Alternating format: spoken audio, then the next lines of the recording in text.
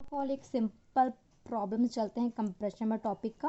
ठीक है, क्वेश्चन आता रहता है ऐसा क्वेश्चन में गिवन रहेगा कि एक सिंगल एंगल डिसकंटिन्यूस स्ट्रट है आई गेस 70-78 mm क्वेश्चन में गिवन है। ठीक है, फॉर रूफ ट्रस बाय 1.2 इतना मीटर लंबा है। इस कनेक्टेड में दो क्वेश्चन एक साथ गिवन है कि पहले में दिया हुआ है कि एक रिविट से कनेक्टेड, दूसरे में दिया दो रिविट से कनेक्टेड है। ठीक है, तुम लोग को डिटरमाइन करना है सेफ लोड और उसमें FI क्वेश्चन में गिवन 250 न्यूटन/m²। ठीक है, तो सोल्व करते हैं। सबसे पहले गिवन क्या तुम लोग को IS जो दिया उसको लिख लो। सबसे पहले उसमें एरिया आप निकालेंगे कहाँ से, ये तो जो स्टील टेबल होगा तुम लोग के पास, ठीक है, उसमें तुम देख लेना 70-78 बोल रहा है। ठीक है, तो 70-78 हो गया ये। तो इसके लिए एरिया दिया है 10.58 सेंटीमीटर स्क्वायर। ठीक है, तो वही मैंने लिखा हुआ है यहाँ पे, उसको मैं mm में चेंज कर ली हूँ।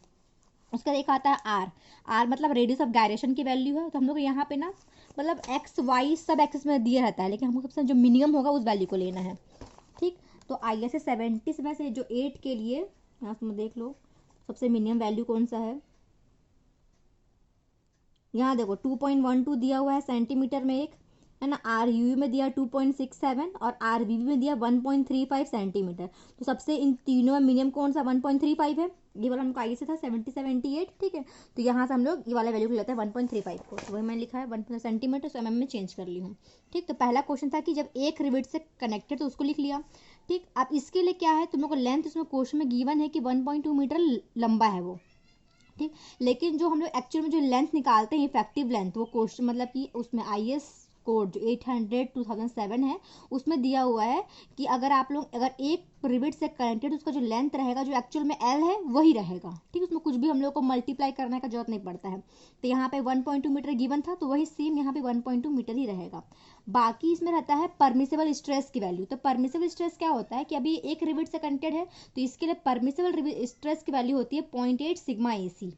ठीक है, अब इसका हम निकालते हैं दूसरा स्टेप है लेमडा निकाल, लेमडा स्लेंडरनेस रेशियो। उसके लिए वैल्यू क्या होता है L/R। तो लेंथ गिवन है हम लोग को, ठीक है, 1.2 मीटर से कन्वर्ट कर लिया mm में, 1200 mm हो गया।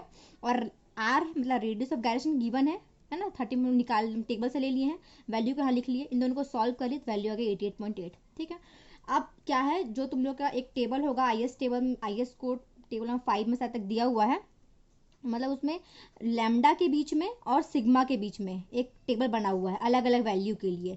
तो ये एक्चुअल जो 88.8 आया वैल्यू, ये मतलब 80 और 90, मतलब मैं जो टेबल है उसमें से ली हूँ 80 और 90, इन दोनों के बीच में कहीं पे होगा 88.8। इसके लिए एक्चुअल हम लोग को सिग्मा का वैल्यू पता नहीं है, तो लेकिन हम लोग को 80 के लिए पता है, 90 के लिए पता है। ठीक है, तो हम इंटरपोलेट करके वैल्यू निकाल लेंगे। तो वही यहाँ पे किया हुआ, यहाँ पे इंटरपोलेट करके सिग्मा का वैल्यू इस ऐसे इंटरपोलेट कर लेना। तो सिग्मा का वैल्यू यहाँ से आ गया 91.32। ठीक है, अब क्या है इसके बाद परमिसेबल स्ट्रेस हम लोग यहाँ पे निकाले, फॉर्मूला है मेरे पास है 0.8 सिग्मा AC करना है। तो वही यहाँ पे किया हुआ है 0.8 इंटू सिग्मा AC, जो हमें इंटरपोलेटर की वैल्यू निकाल ली है, मल्टीप्लाई कर दी इन दोनों को, एक वैल्यू आ गया। हम लोग को मेन यहाँ पे निकालना है स्ट्रेंथ। तो स्ट्रेंथ क्या होगा, एरिया इंटू स्ट्रेस होगा। ठीक है, तो एरिया पहले ही निकाल चुके थे इस मेंबर का। ठीक है, तो वो 1058 mm² में था और सिग्मा इतना 73.06 है। ठीक है, इन दोनों को मल्टीप्लाई कर दो, वैल्यू जो भी आया न्यूटन में तुम लोग क्या हो गया आंसर हो गया, तुम्हारी स्ट्रेंथ। इसको आप किलोमीटर में चेंज कर सकते हो। ठीक, अब इसी में सेकंड क्वेश्चन था कि 2 रिविट एट ईच एंड है, मतलब 2 रिविट से कनेक्टेड है। ठीक, तो इसके लिए क्या है IS टेबल में ही दिया हुआ है एक वैल्यू, कि वहां पे था कि जो लेंथ था वही हम लोग सेम ले लिए थे, लेकिन अगर 2 रिविट से कनेक्टेड रहता है तो उसके लिए L की वैल्यू होती है 0.85 L।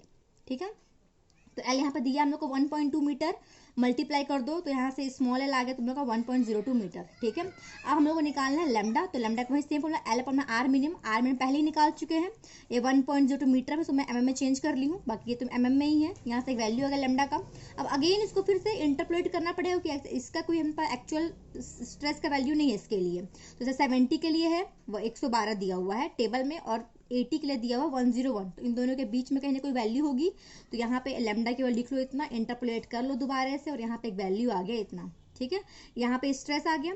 अब इसके लेकिन ना जैसे वहां पे था ना कि अगर एक रिविट रहता है तो परमिसेबल स्ट्रेस की वैल्यू कितनी होती है 0.8 इंटू सिग्मा AC, लेकिन वो चीज यहाँ पे जब 2 रिविट से कनेक्टेड है तब उसके हम लोग को परमिसेबल स्ट्रेस यहाँ जरूरत नहीं पड़ता। जो स्ट्रेस आया है यही तुम्हारा स्ट्रेस है, एरिया का मल्टीप्लाई कर तो तुम्हारा स्ट्रेंथ आ जाएगा। तो कुछ नहीं करना है, P लिख लो, फॉर्मूला ये एरिया इंटू स्ट्रेस। एरिया पहले से पता है इतना लिख लो, स्ट्रेस यहाँ से निकला हुआ है, दोनों को मल्टीप्लाई करो, वैल्यू आ जाएगा, जो यही तुम्हारा क्या है स्ट्रेस की वैल्यू है। ठीक है।